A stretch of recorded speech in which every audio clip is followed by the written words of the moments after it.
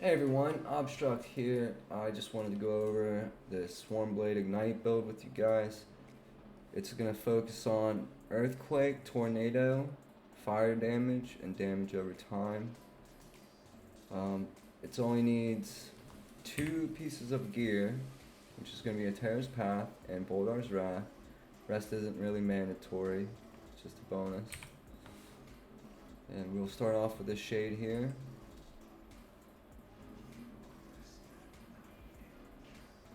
So one of the things is you want to stay moving to keep your vine summoned. Um, just make sure that you're casting your dash every 6 seconds or so to get your earthquake out. And we're just going to be stacking ignites and doing tons of fire damage.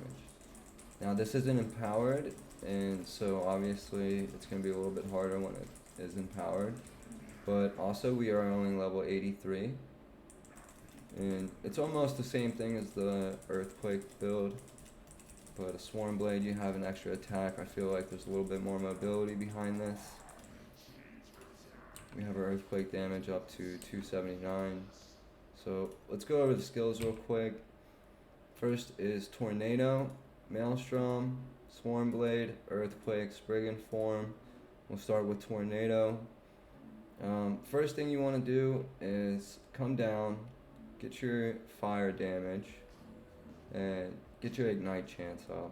This will increase the frequency up to 200%. Then you come over here, grab Eye of the Storm. That's gonna make your tornadoes attached to you, increase the damage by 100%. The Breeze is gonna increase the damage by another 66%, so having all those multipliers is nice. Aspect of the Storm is gonna increase your movement speed for 2 seconds, and you increase the duration over here. You're not gonna have enough points to really do that. I got the extra lightning damage. So Maelstrom, basically with Maelstrom, it's to freeze everything around you, chill it, slow it down, and just give you a little bit of extra damage and heal you a little bit. So I came down, got the chill chance, got the healing. We have lots of freeze rate from Arctic Blast.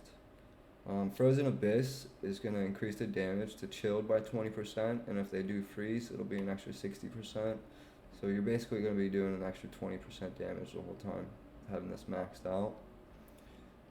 Area 80%, duration doesn't really matter too much because in the Swarmblade talents here, you're going to be casting Maelstrom every time you dash. So next, stack duration. You could really put it somewhere else if you wanted a little bit more damage or something. It's not too crucial, you know. The freeze rate and Frozen Abyss is the main thing, right? Don't even need the healing winds really. Swarmblade form. So Viper's Call, Endless Pressure, Wind Fury Strikes. This is what's going to allow us to be casting our fire tornadoes everywhere. And you're going to want to max out Army of the Tempest too, just to make sure that you're casting enough tornadoes and getting enough damage out. I went over it with a couple extra locusts, a shorter cooldown because that increases your damage from, your swarm strike pretty good. Swarmblade form, also make sure that you come down and get this water strider so that you are casting your Maelstrom every time that you dash. See, it's going to give you 4 stacks here.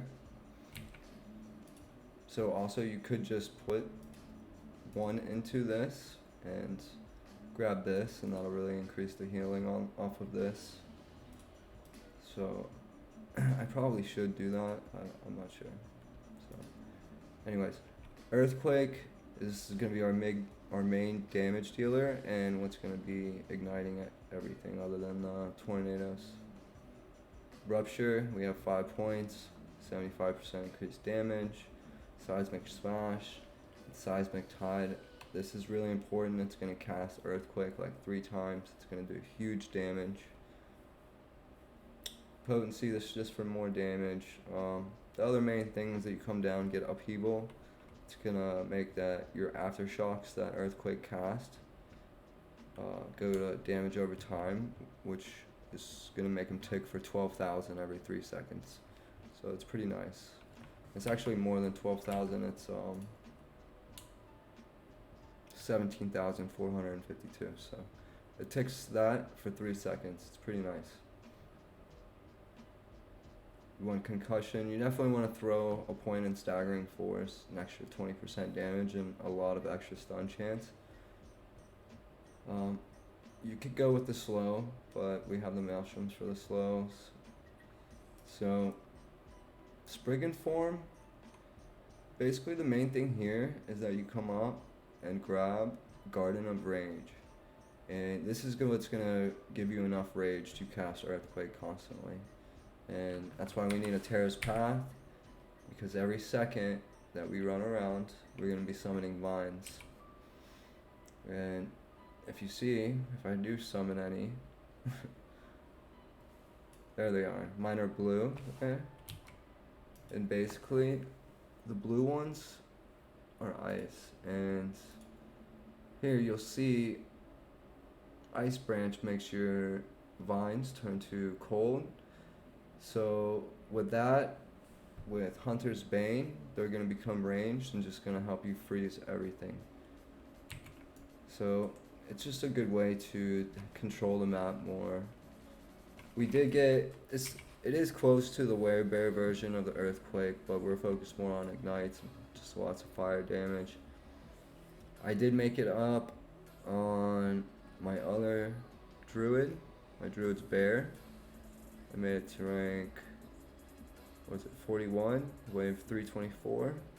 It's basically like the same setup. Like my other druid's not that much better. He's just level 100, and he has maybe 50,000 more damage into his Earthquake, and maybe 800 more life.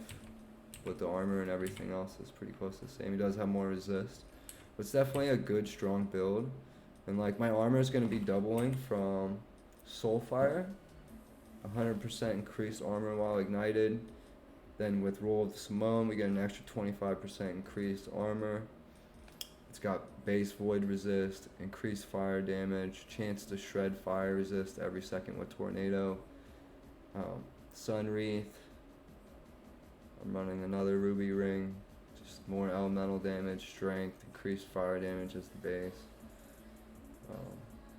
Not the best stuff, it's just extra stuff I had in my stash that I threw together.